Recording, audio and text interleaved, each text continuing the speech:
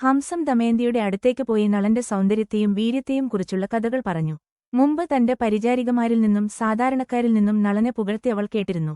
സ്വർണ്ണച്ചിറകുള്ള ഹംസത്തിന്റെ വാക്കുകൾ അവനെ കാണാൻ അവളെ അക്ഷമയാക്കി. അവനെ വിവാഹം കഴിക്കാൻ അവൾ ആഗ്രഹിച്ചു. നളനെക്കുറിച്ച് ചിന്തിച്ച് വിശ്രമമില്ലാത്ത രാത്രികൾ ചെലവഴിച്ചു. താമസിയാതെ ദമയന്തിയുടെ പിതാവ് തന്റെ മകൾക്ക് അനുയോജ്യനായ ഒരു ഭർത്താവിനെ കണ്ടെത്താൻ തീരുമാനിച്ചു. ഭാരതവർഷത്തിലെ മുഴുവൻ രാജാക്കന്മാരെയും രാജകുമാരന്മാരെയും ക്ഷണിക്കുന്ന ഒരു സ്വയംവരം സംഘടിപ്പിച്ചു. നളൻ സ്വയംവരത്തിൽ പങ്കെടുക്കാൻ ആഗ്രഹിച്ചു. അതിനാൽ അദ്ദേഹം തന്റെ സാരഥിയോട് എത്രയും വേഗം വിദർഭയിലെത്താൻ കൽപ്പിച്ചു. വിദർഭയിലേക്കുള്ള യാത്രക്കിടെ നളൻ ദേവന്മാരായ ഇന്ദ്രൻ, അഗ്നി, യമൻ, വരുണൻ എന്നിവരെ കണ്ടുമുട്ടി. അവരും ദമയന്തിയുടെ സ്വയംവരത്തിൽ പങ്കെടുക്കാൻ ആഗ്രഹിച്ചു. അതിനാൽ ദമയന്തിക്ക് അവൾ ആഗ്രഹിക്കുന്ന 4 പേരിൽ ആരെയെങ്കിലും വിവാഹം കഴിക്കാമെന്ന് ഒരു സന്ദേശം അറിയിക്കാൻ നളനോട് ആവശ്യപ്പെട്ടു.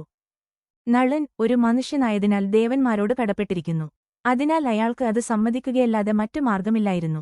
അയാൾ ദമയന്തിയുടെ അടുത്തേക്കുള്ള യാത്ര തുടർന്നു.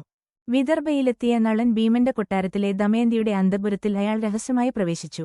അമ്പരന്നുപോയ ദമയന്തി ചോദിച്ചു, ഹേ ശക്തനായ യുവാവേ, നീ ആരാണ്? എങ്ങനെയാണ് എന്റെ അറകളിൽ പ്രവേശിച്ചത്? ഞാൻ നളനാണ്. ദേവന്മാരുടെ ദൂതനായി ഞാൻ വന്നിരിക്കുന്നു. സ്വയംവരത്തിൽ പങ്കെടുക്കുന്ന ദേവന്മാരിൽ ഒരാളെ നിങ്ങളുടെ ഭർത്താവായി തിരഞ്ഞെടുക്കണമെന്ന് അവർ ആഗ്രഹിക്കുന്നു. ഈ സന്ദേശം അറിയിക്കാനാണ് ഞാൻ വന്നത്, നളൻ പറഞ്ഞു.